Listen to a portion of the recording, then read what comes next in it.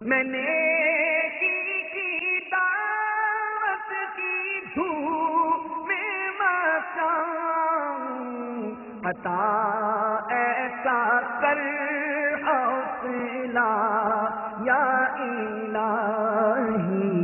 ہو سکتا ہے کہ آپ میں سے کسی کے بارے میں یہ شور برپا ہو جائے، بلکہ ہم میں سے کسی کے بارے میں یہ غل پڑ جائے کہ رات کو تو یہ بھلا چنگا سویا تھا، لیکن صبح دم جب نوکری کے لیے جگایا، جب کام کاج کے لیے اٹھایا تو معلوم ہوا کہ آج تو وہ ایسا سویا ہے کہ گویا قیامت تک سویا ہی رہے گا، یعنی اس کی تو روح پرواز کر چکی ہے۔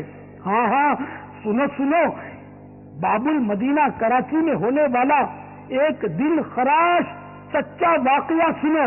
ایک نوجوان کا نکاح ہو گیا، رخصتی کی تاریخ بھی آ پہنچی، جمعۃ المبارک کل ہی تو ہے اور رخصتی بھی ہونی ہے۔ شب جمعہ کی پاکیزہ رات، شب جمعہ اور روز جمعہ میں ایک نیکی 70 نیکیوں کے برابر ہے، اس میں ایک گناہ 70 گناہ کے برابر ہے۔ ایسی مقدس رات میں شکرانے کے نوافل ادا کرنے کے بجائے، شکرانے میں صدقات و خیرات لٹانے کے بجائے شیطان کی پیروی میں اس مبارک شب میں ناچ رنگ کی محفل برپا کی گئی۔ خاندان کی بہو بیٹیاں تبلے کی تھاپ پر رقص کر رہی ہیں اور مرد بھی بے ڈھنگے پن کے ساتھ ناچ ناچ کر اپنے فن کا مظاہرہ کر کے داد وصول کر رہے ہیں۔ رات بھر اودھم مچا کر جب جمعۃ المبارک کی صبح فجر کی اذانیں شروع ہوئی تو بجائے مسجد کا رخ کرنے کے سب لوگ سونے کے لیے اپنے اپنے گھروں کی طرف نکل گئے۔ دولہا بھی اپنے بستر پر جا لیٹا، رات بھر کی تھکن کی وجہ سے فوراً آنکھ لگ گئی۔ اے پیارے پیارے اسلامی بھائیوں، اے میری اسلامی بہنوں، ذرا کلیجہ تھام کر سنو۔ جمعہ کا دن تھا، ماں نے دوپہر کے 12 بجے کسی کو بھیجا کہ میرے لال کو اٹھا دو، آج جمعہ کا روز ہے، جلدی جلدی غسل کر لے اور تیاری کرے کہ آج اس کی دلہن گھر آنے والی ہے۔ جگانے کے لیے گھر کا ایک عزیز پہنچتا ہے، آوازیں دیتا ہے، لیکن دولہے میاں جواب نہیں دے رہے۔ اس کے منہ سے نکلتا ہے، اوہو آخر رات کی اتنی بھی کیا تھکن ہے کہ آنکھیں نہیں کھل رہی۔ مگر جب ہلا جلا کر دیکھا تو اس کی چیخیں نکل گئی کہ ہوئے یہ تو ہمیشہ کے لیے سو گیا ہے، کوحرام پڑ گیا، شادی کا گھر ماتم کدا بن گیا۔ جہاں ابھی رات کو خوشی کے شادیاں میں بج رہے تھے، وہاں اب آہو بکا کا شور برپا ہو گیا۔ جہاں ہنسی کے فوارے ابل رہے تھے، وہاں آنسوؤں کے دھارے بہنے لگے۔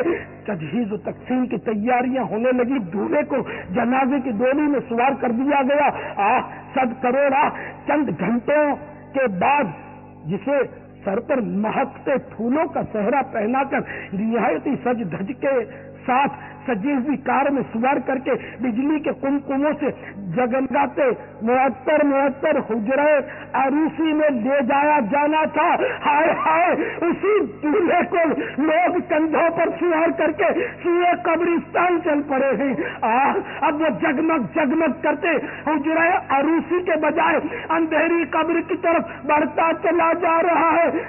اب اسے رنگ برنگے پھولوں سے سجے ہوئے اور روشنیوں سے جگمگاتے حجرہ عروسی میں نہیں بلکہ کیڑے مکوڑوں سے ابھرتی ہوئی وحشت ناک قبر میں رکھا جائے گا۔